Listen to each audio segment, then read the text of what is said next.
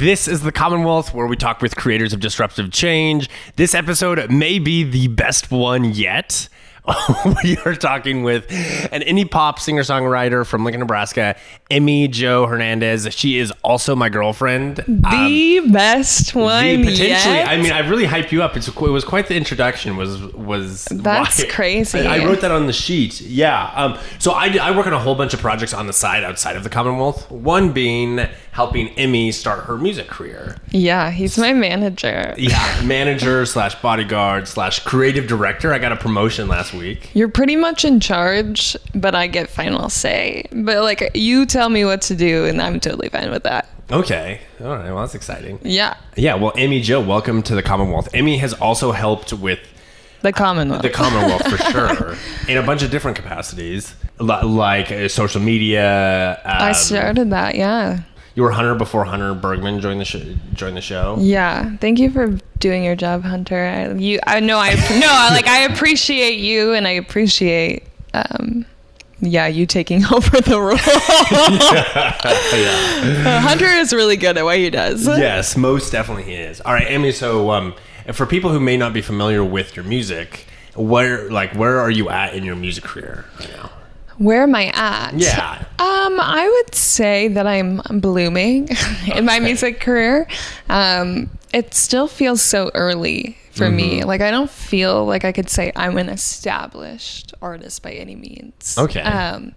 But I don't know. Like, I think we're growing and like learning, and it's fun. Yeah. We're having fun with the music career. Well, so I'm for sure having a lot of fun. I'm for sure having a lot of fun. Yeah, and too. it seems like you're having fun as well. Yeah, I told you the other day, like, my happy place is when we're in the music studio and we are vibing with just the people that are helping us and each other, and making the music is so fun. Yes, yeah. As far as project-wise, like, what's the status? Like, how many songs have you released? That type of stuff. So I've released one. Okay. Yeah. Is That Enough? That came out in February, and we didn't really tell a lot of people that it was coming out, but it did, and it got really, positive feedback, and we're working on number 2 right now.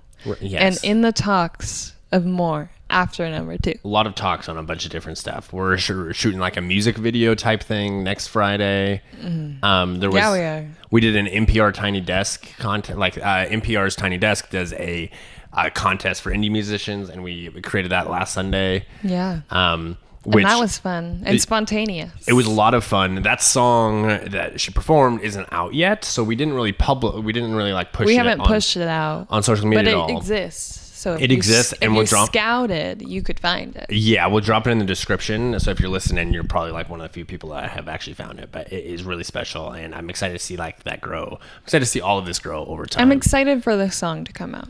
Yeah. Yes. You mentioned learning a lot. What are some of the things you've learned? I've learned how. First of all, I've learned the environment of the studio. Yeah. And I've learned kind of what to expect while in the studio, I would say. Like how so? What do you mean? I've learned that I have never seen an unvibey music studio. All of the vibes, all of the happiness and all of the good vibes exist in a music studio. Most definitely. I've learned that the people that do it know what they're doing also, and I cannot imagine doing the creation side of making music and putting it together, and there's so many little pieces that go into making music that I never imagined. It is so legit that I love it. And I've learned that most artists, they don't just go in, sing the song once, and then leave with the product, right? Yeah. Imagine if that's what you did. It was just a one-time I'd be thing. terrified. I don't think that I could do that. But you go in, you talk about what you want, you kind of bounce ideas off of each other, which I really like, because I think other people have a lot to offer me when it even comes to my music. I like the collaboration. Yeah. Collaborating, baby. And always you valuable. are learning too. Yeah, what did you say? Like, what are you learning in the? You were asking me questions. Yeah, why not? Yeah, so I don't know anything about music or how to start. Like you can keep a beat sometimes. So I can sometimes keep a beat. I of course appreciate music, but like I don't know how to play any instruments. I don't sing. I don't dance. Dang. So even like simple things of structuring a song, like what goes into it, and like pitch and range and all of that, it's just like I kind of absorbed that from being in the environment. And there's a bunch about the industry that I just find super interesting. And it's I would say I'm better at like promoting and marketing media products because I've now got into like doing that for your music and learned. Yeah, there's a lot to learn, and they have a lot of information that's helpful for us. And I feel like we always have quality conversation when we're in the studio. Yeah, and it's a vibe. It's as cool as I thought it was. Yes. Like I don't think I've ever been disappointed from going into a studio, and like the people we've worked with are amazing. Yeah. James Fleege and Dylan Parker have been your two producers, and both are incredibly talented from Nebraska. Which makes you appreciate Nebraska a little bit. Yeah, no, absolutely. And they both work with very talented musicians, and which is an honor to even like exist around them. Yeah, I feel honored to exist around them and most to definitely. work with them. What did you have expectations that like I guess we talked about like everything about the music world that like exceeded your expectations? Was there anything that you were like, oh, I thought this would be different? Like in general with making music? Well, like I said, like I didn't really have expectations going in. I was really open-minded to everything because I don't know if a lot of people know that with my first song, like you gave that to me as a Christmas gift. Like I have never been somebody to go out of my way to make things happen for my music, but you being a part of my life, like you push me to like pursue it, which I appreciate about you and love about you. Oh, thank you so much. But like if it wasn't for you, I wouldn't be doing what I'm doing. And so yeah, we went into it open-minded, and it's I guess exceeded anything I could have ever thought it would be. Yeah. What are you hoping to do with it? With music? Yeah. I'm just hoping to keep having a good time with it.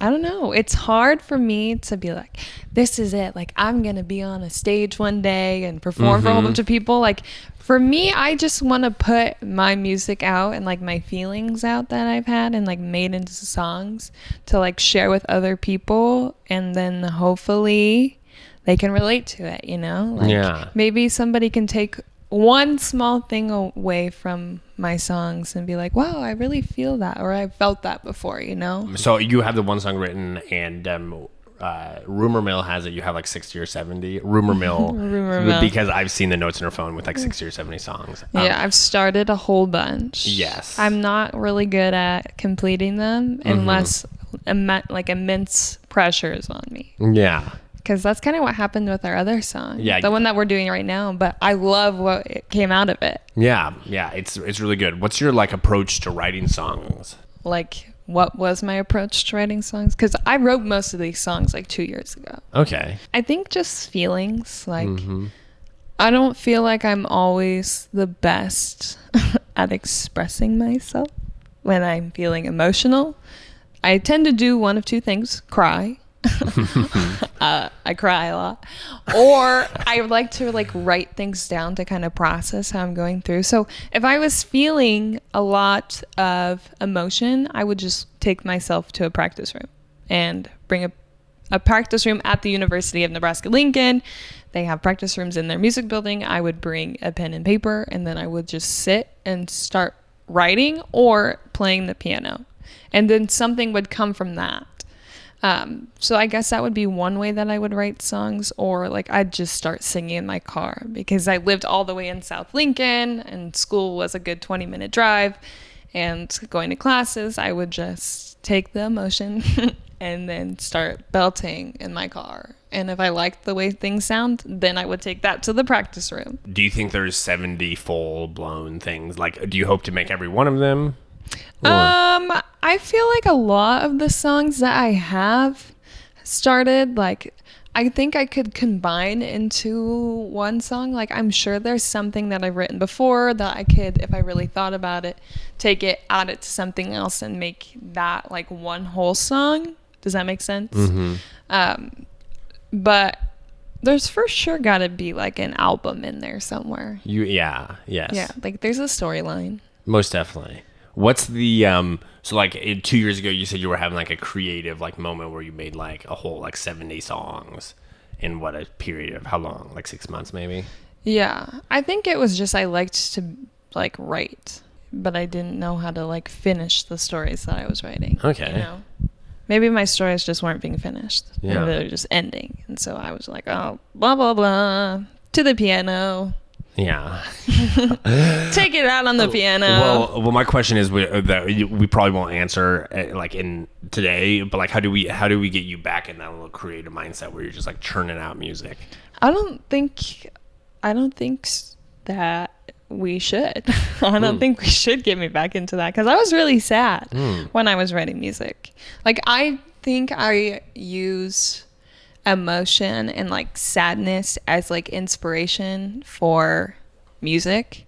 Like, a lot of people know I really like sad songs, and when I'm feeling really sad, that's when it's easy for me to write it. So I don't know if we should inspire any new songs. Okay. All right. I don't know how really to write happy songs. So I know you've wanted me to write songs, like happy songs about us, and I don't know how to do that.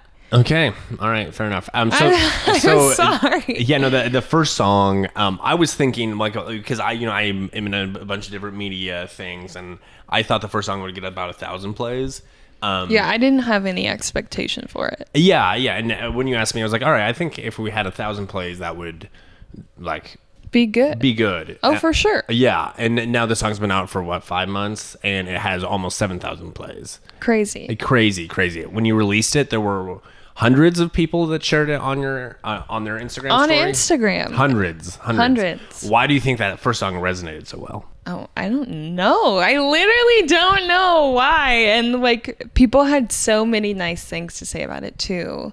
I think I just was like, let's just put it out into the world and see what happens kind of thing. And the world seemed to be really receptive of it. And I truly couldn't tell you why. I don't know. People like sad songs, I guess. Interesting. Okay, so that's my favorite question on the Commonwealth of like why, like you created something that was successful. Why did it resonate with people? I don't know. People wanted something to cry to, I think. Okay. I think people were sad and they wanted something. Well, I guess you tell me, like, what is your first reaction of is that enough? Like, so it's very sad. It's like it's a sad girl banger. Sad girl banger. We said that in the studio. While even we were Hunter had some. Yeah. Hunter had like things to compare it to for me, and it's funny. I like have it on my like liked, and so I'll like have it on like shuffle or whatever when I'm jamming. And so it'll play like my friend's like, "Who is this?" And I'm like, "That's my friend." Like, Emmy Joe to the moon, baby. Yes, I think people like get sad regardless, and I know when people get sad, they're like, oh my gosh, I'm gonna play your song because I'm feeling sad, you know, like I think it resonates with people because there are times when people get sad, and that's what my sad song is for. Like, the song is about feeling like you're giving, and like you're giving so much and you just want like approval from others, and like that's okay. Like, sometimes you just have to give, and if you don't get that in return, like, okay. Yeah. Who are your big musical inspirations? Oh, lots of those. I would say growing up, like, my two biggest inspirations were Sarah Bareilles, and Adele, and those are both people that write sad songs and like know where to hit you when like you are feeling those emotions. Like, I would like scream, cry, sing Adele all the time as a little emo girl, and I think they're just so talented, and I wish to be like that in them, you know? Yeah. I mean, that's how I won you over. Yeah, so Adele. on our second date, we went to Sandy's, and they do karaoke. They do karaoke, or they did. Yeah, I bet it's back. You'd think Sandy's is back to doing karaoke. Yeah. Anyway, on the beforehand, she's like, "It's karaoke. Do you have a song to sing?" I don't sing. I was like, "No," but like, I was what's your devastated. I wanted you to sing something so bad. I'm sorry, I could have serenaded you. And I was like, what's your go-to karaoke song? And she said, Rolling in the Deep by Adele. And my reaction is like, Adele is a hell of a song to sing for karaoke. It's like if you see sometimes in karaoke, someone tries picks the Lady Gaga song and they're just like, those are difficult songs to sing. And so I was like, I think I responded by saying that's quite the song. Yeah, the big eyes and very concerned that I was going to embarrass him. Yeah, I was like, whoa, okay. And then it's her turn to get up and she kills it. I mean, people clapping, people singing the song in the bar, and it was amazing. It was amazing. So yeah, Rolling in the Deep by Adele. And then a couple of days later, you even said I can't stop listening to Adele. Mm-hmm. So it worked. Yeah, hell yes it did. Upcoming projects. What's up Yellow next? Year. When does that drop? Soon. Soon. Soon. Next couple weeks. Soon.